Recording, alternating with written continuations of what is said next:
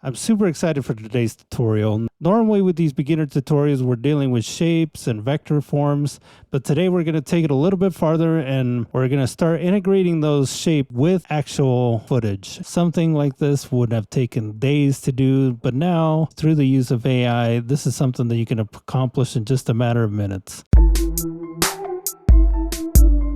Let's go ahead and hit Command I to bring in our footage, or double click in this project panel. Instead of clicking the new composition today, I'm just going to drag this new clip that we brought in down to the new composition icon. This way it's going to take the same frame rate and the same resolution, so we don't have to worry about matching it up later on. What we want to do with this clip is we want to slow that down and then change every frame we want him to be riding a different bike till about 3.5 seconds for 4 seconds. So what we're going to do is we're going to bring in our work area. So hit B for begin work area, and then he's going to be coming out of it right about here. So hit N for end of work area. Up in your file menu, go to export and add to render queue. Click on this output module, and then we're going to change this from H.264, we're going to change it to JPEG sequence. And that's going to give us the ability to open up each one of those JPEGs as a standalone frame. So that way we can change the motorcycle in each one of those frames. So we want this file format to be a JPEG. Go ahead and click save and then render that out. So that kicked out 32 different frames. So go ahead and select those frames, right click on them, and we're just going to open these up in Photoshop. Now that we're in Photoshop, go ahead and grab your lasso tool. It's this little guy right here, and we're going to draw a mask around our motorcycle. And just, it doesn't have to be perfect. I'm going around the leg because I want that leg to be the same. I want the rider to be the same. I want his leg to be the same in every frame. The only thing I want to change is that motorcycle. So I'm just drawing kind of a tight mask, and the tighter you draw this mask, the better it'll do. Now under generative fill, this is where AI is going to come in, and we're going to say create a new motorcycle, and I'm going to click generate. Now Photoshop is going to go through and generate a new motorcycle. It's going to give us 3 different variations of that motorcycle. So you see that it's the wheel for some reason on that one is like down in the ground, so we don't want that one. That one looks okay. But that one looks probably the best. Let's just take a look here, before and after. So I think why it's doing that is I might have given it a little bit too much information down here. So let me try to draw the mask one more time.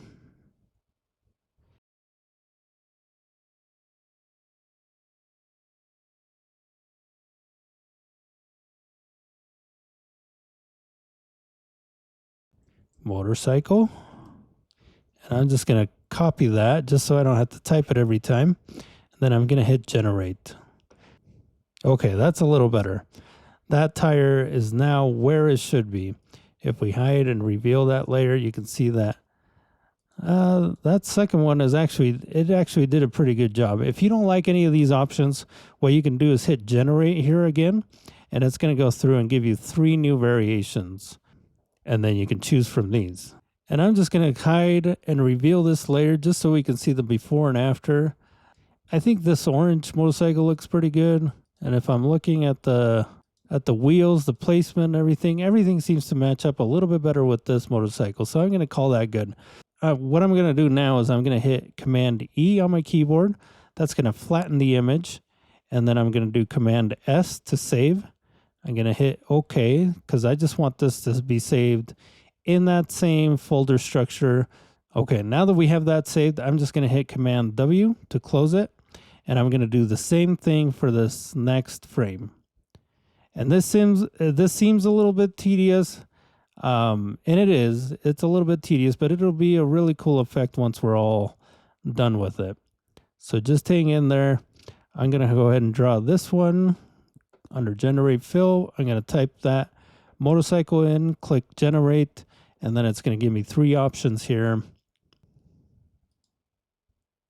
I think I like that last one. So I'm going to hit Command E to flatten the image, Command S to save it, hit OK, and then Command W to close it. And I'm going to redo that for all of these different frames.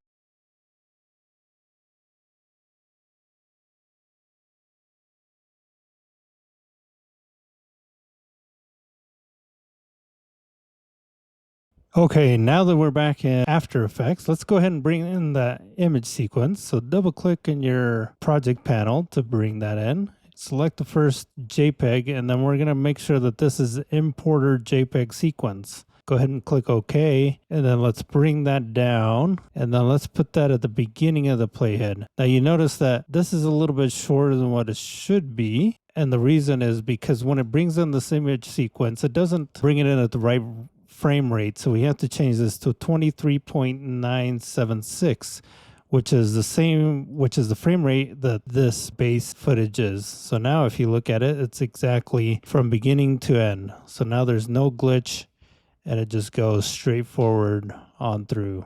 That looks pretty cool. I don't know what's going on, but it looks cool. It's a little bit glitchy, but that's okay. We're going to fix that here in a little bit. Let's go ahead and hide this layer for now. Right click on that bottom layer. And then we're going to go to track and stabilize. We're going to go to track camera. Now it's going to analyze for a second here. And while it's doing that, I'm going to click down this advance. And we're going to make sure that the detailed analysis is on. So if you look up here, it's analyzing frame 13 of 162. So that'll just take a little while here. Now that it's done, you see that it's tracking the writer, and we don't necessarily want to track the writer. We want to track the background. So let's go ahead and change this to a tripod pan, and let's see what it does here. All right, so you see that the average error is 3.2 pixels. That's a little bit much.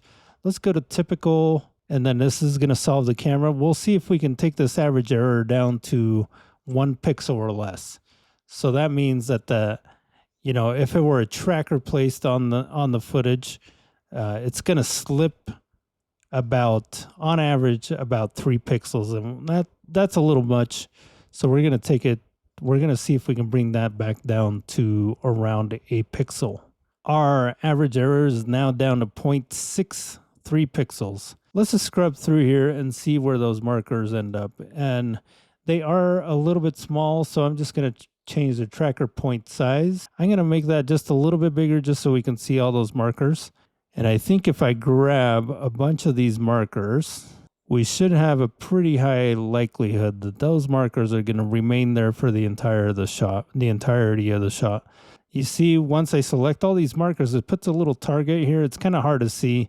Let's take the target size up. So it puts a target here in the middle of all those markers, and that kind of gives you the direction that the marker is going. So if you imagine an arrow sticking into it, that's kind of the ground plane, and then the arrow is going to be into the ground plane. Right click on that target and then go to create solid and camera. Now, if I deselect the layer and we scrub through this, you see that solid is stuck on the ground, almost like it was there from the beginning. When the biker passes in front of it, that's a problem that we're going to solve here in a minute. But as far as the tracker goes, it looks like it's stuck on there and it's pretty solid. So let's go ahead and bring in our text layer now. And we're just going to type in ride hard. Let's change the stroke to a fill. Now that we have our ride hard text, let's change that to a 3D layer. Hit P for position, and under position, we also want to reveal the position for our track solid. And under position, hold down Option and click on that stopwatch. That's going to set a keyframe for the expressions. So we want to grab this whip lasso, and let's bring it down to position. And now that you see it's kind of hard to see, but it's on there. It's just really, really small. So hit S for scale, and we're going to scale this way up. Let's hit R for rotation. We're going to change this just a little bit, just so it feels like it's more on that plane there. Whoop. And then hit A for anchor, and we're going to make this go up That looks pretty good. I'm actually going to scale it down just a little bit, just so it's not popping off the screen. I'm going to hit A for anchor, and I'm just going to move this up just ever so slightly. Hit R for rotation, and I want to rotate. There we go. This way it kind of looks like it's on the ground there. So A for rotation one more time, and I'm just going to slide this down. Just like that. You see this line here in the footage? It kind of makes it feel like it's sitting on that line. I'm going to reveal this layer again, and you'll notice that when it's doing the shifty thing with the motorcycles, it's going to be passing right through that ride hard text. Let's hide this track solid layer.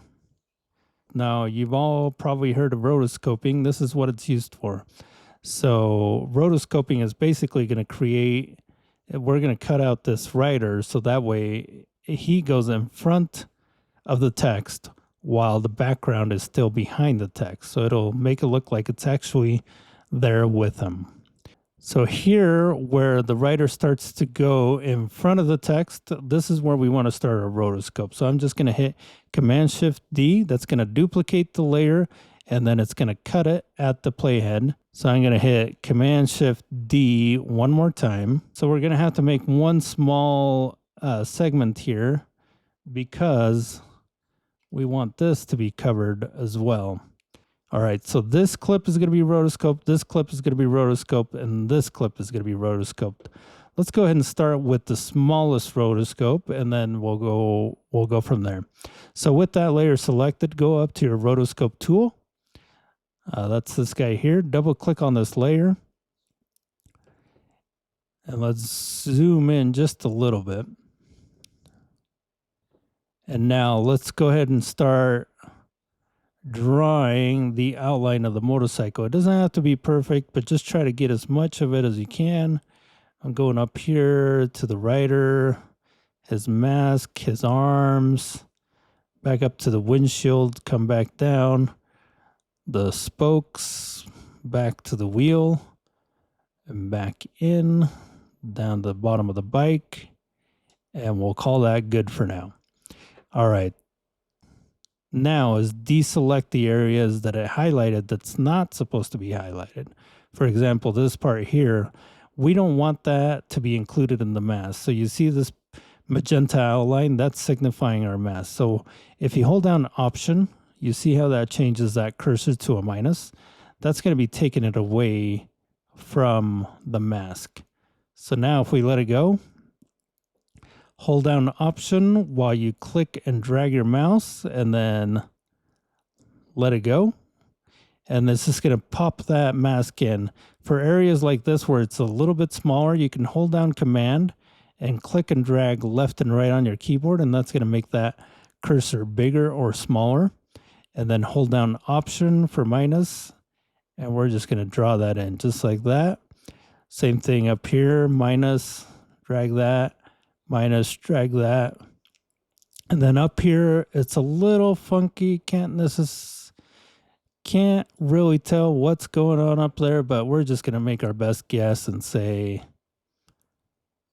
I don't know. I think that's part of the bike. Maybe we'll just add that back in with the bike. Yeah, like that. You see his sleeves here are excluded from the mask, so we're just going to add those back in. Same thing up here with his helmet, and down here with his mouth guard, and then we don't need that little peak. Now take your time with this initial mask, because this initial mask is going to tell After Effects where you want that mask to be, and then it's going to try to figure out the next few frames. So it's worth taking a little bit of time here.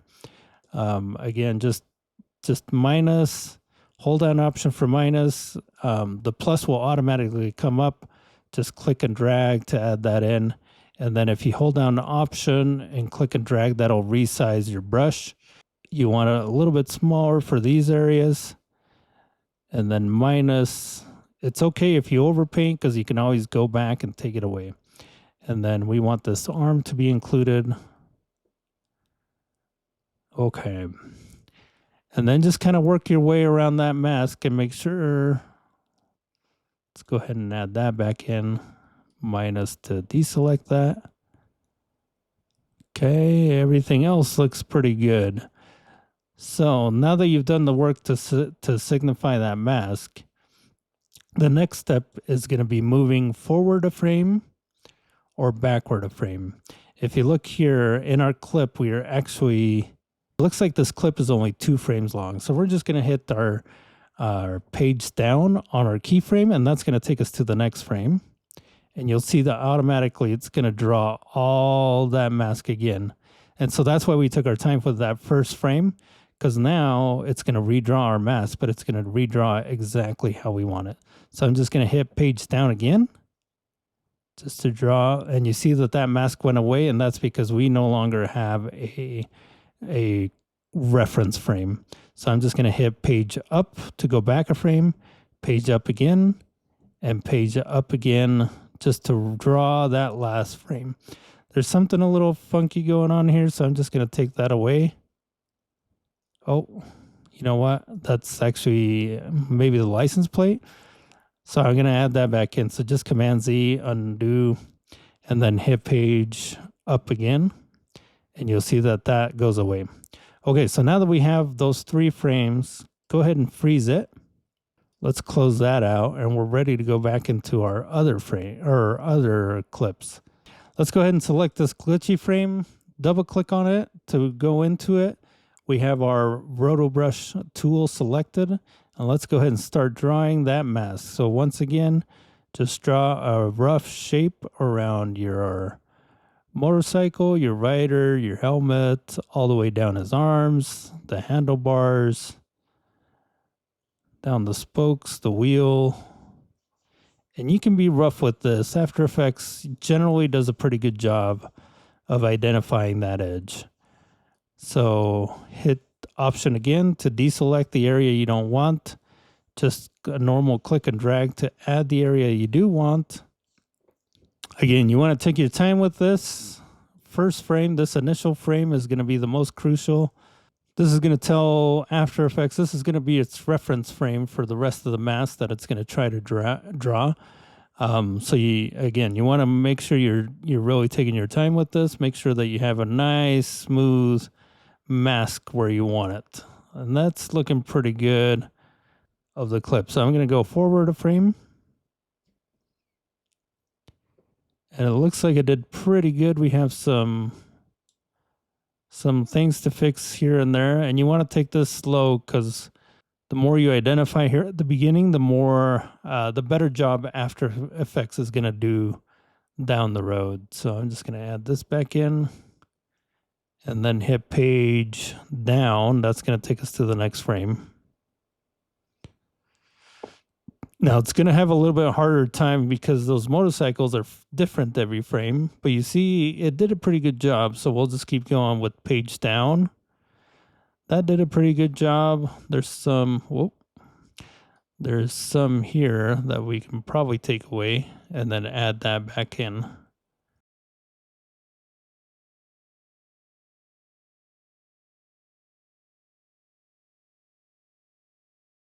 So I'm just going to go ahead and lock that in. I'm going to hit that freeze.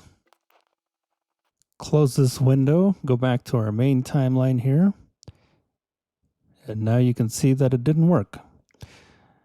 Actually, it did work. We just have this ordered wrong.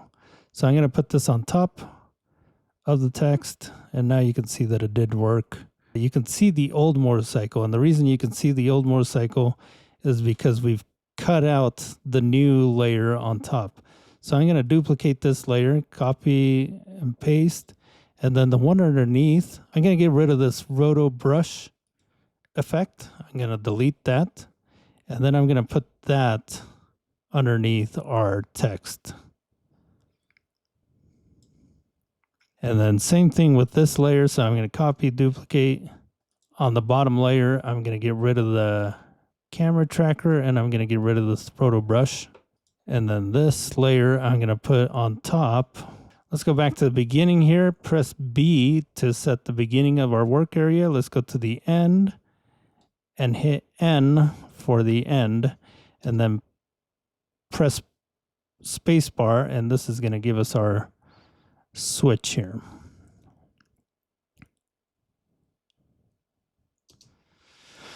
So I'm going to duplicate this diehard layer. Diehard, not diehard, right hard. Copy and paste, put it on top of everything. And then instead of the fill, I'm going to change this to a stroke. And you can see that's kind of a cool effect there. All right, I'm also going to bring in another layer, new solid, and then just make that black, click OK. And I have to apologize because I have not been keeping up with my layer naming here, and so everything is just kind of a mess. But hopefully you guys are able to follow along. Okay, let's bring up our rectangle tool, and I'm just going to draw a mask, and this mask is going to animate some letterboxes when this effect is about here. We want the letterbox to come on right as this bike starts transforming into the other bikes. So let's go ahead and hit a mask path here and a mask path on that one as well. So I'm going to copy and paste those. Go back to the previous keyframes by hitting J, hit V for our selection tool, double click on that mask, move it down out of frame, double click on this green mask and move that up out of frame. So now what you're going to get is this. So as soon as that comes on, we're going to keep that on all the way to here. So copy and paste those keyframes, and then it's slowly going to move back out by the time it gets to the end of the clip. And we want our text. Oh, what? No. Okay, so After Effects just crashed, and hopefully, it did save it. All right, so I want to bring my text up on top of the letterboxing just to give it a 3D effect. So I'm going to select both. Actually, I'm just going to select this letterbox, and I'm going to bring it underneath my ride hard. I want to add another new, and we're going to make an adjustment layer. And at the same time as this letterbox is going on, we're going to add another effect called the offset. Drag that onto our layer here. Let's go ahead and let's activate our keyframes. Go forward a few frames, and here we want to add about, let's call it 2600. Hit U to see your keyframes, and then we also want to reveal the keyframes on the letterbox. So hit U, and then we're going to select these keyframes and these keyframes. We're going to hit F9. To do an easy ease, go to your graph editor, and then we're just going to pull this handle out this way. And what that's going to do is it's going to start the animation and then slowly go into place. So I'm going to pull that out there a little bit. I don't want to be able to see the other R coming up there on the bottom, so I'm going to shift this down just a little bit more, like so. That looks great. I'm going to hit F9 for that and F9 for those keyframes just so they settle into place. And you know what? I actually like these black bars, so I don't think I'm going to fully take them away. I think what I want to do is set a keyframe here and get rid of these last two keyframes. And then I'm going to scoot this down like so.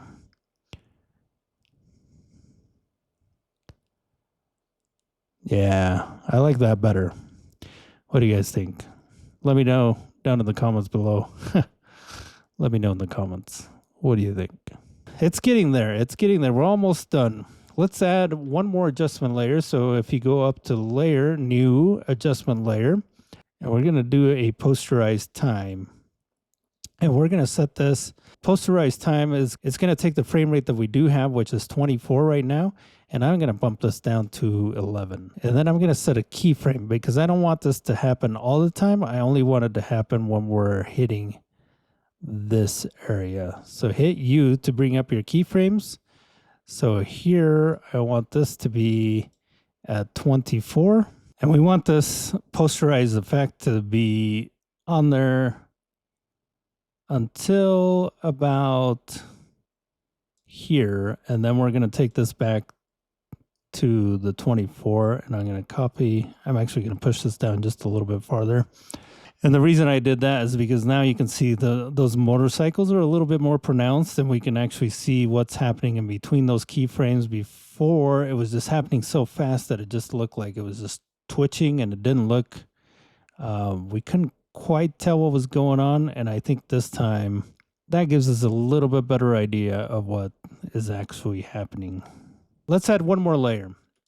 Instead of an adjustment layer this time, I'm going to add a solid.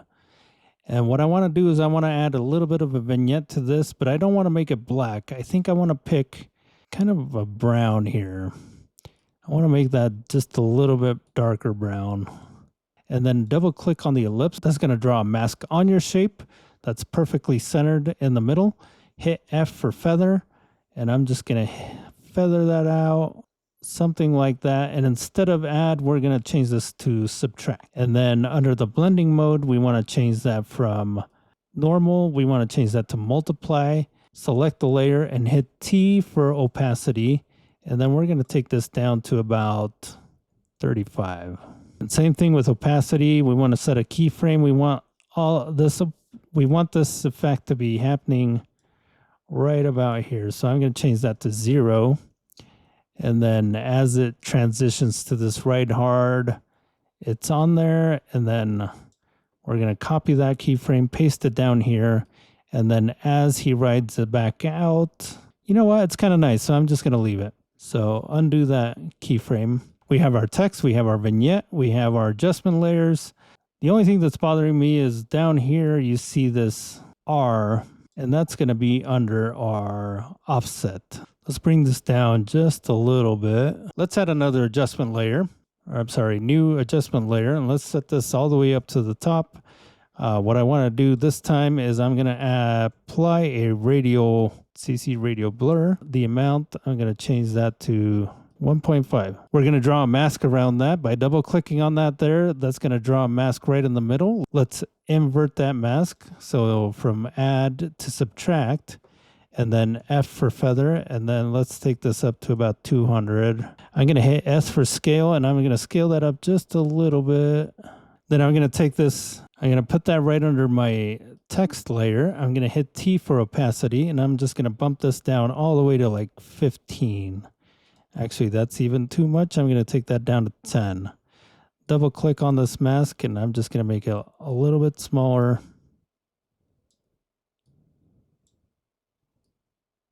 And I'm going to bump that up to 15. Nope, I'm going to take it back down to 50. And then we want to change the opacity. Nope, this is why you label your layers. Here we go. Hit U. Oh boy. Who taught you how to build an After Effects file? Hit U. Hit T. Hit T for opacity. Set a keyframe there. Go back a few frames. And then we're going to take this all the way down to, let's go 10. Set another keyframe, take it back out to here, and we're going to set this back down to 10. So the radial blur, all that does is if you watch any films or anything like that, anytime they have anamorphic lenses, it kind of gives this distortion. It's called a barrel distortion at the end of at the edge of the frames. And that just makes it look a little bit more cinematic. That looks really good. The only thing that sticks out is this ride hard. I think what we need to do is we just need to motion blur, make sure the motion blur is activated, and then same thing with the other ride hard layer. We want to add motion blur to that. So now you see how it looks like it's part of the scene.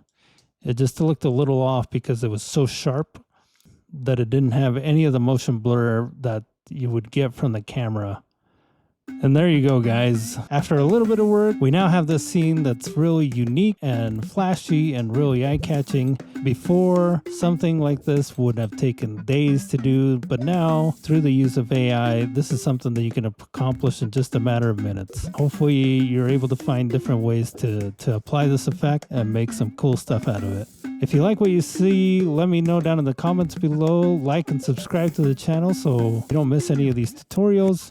If there's anything that you want to see, let me know down in the comments. If you want these project files, let me know down in the comments. Or if you just want to say hi, let me know down in the comments. I'm Julio, your motion sidekick, here to help you out on your motion side quest. Love you guys, and until next time, stay safe.